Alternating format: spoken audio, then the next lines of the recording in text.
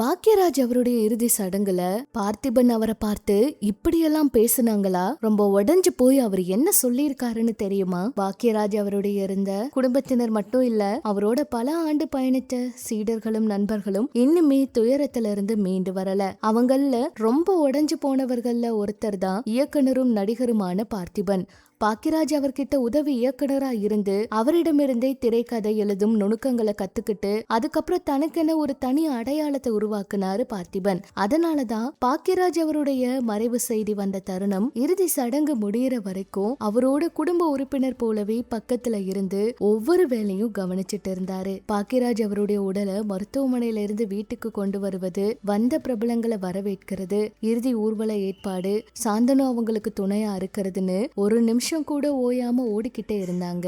சரத்குமார் அவர் கூட சேர்ந்த இறுதி ஊர்வல வாகனத்தையும் வழி அனுப்பிய காட்சிகள் எல்லாரையுமே கண் கலங்க வச்சது.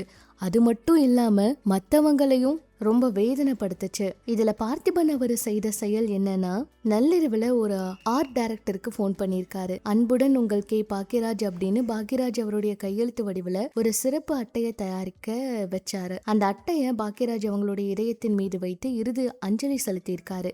அப்புறம் சாந்தனு அவரு கற்பூரம் ஏற்றி இறுதி மரியாதை செஞ்சப்ப அந்த அட்டை அவரோட உடலுடைய இருந்தது. தகன மேடைக்குள்ள செல்லும் கடைசி நொடியிலும் அந்த அட்டை அவரோட இருந்ததா பார்த்திபன் அவரு கண் கலங்கியபடி சொல்லியிருக்காரு. இப்படி ஒரு பாசத்தோட இருக்கிற ஒரு மனிதரை யாராலையும் பார்க்கவே முடியாது.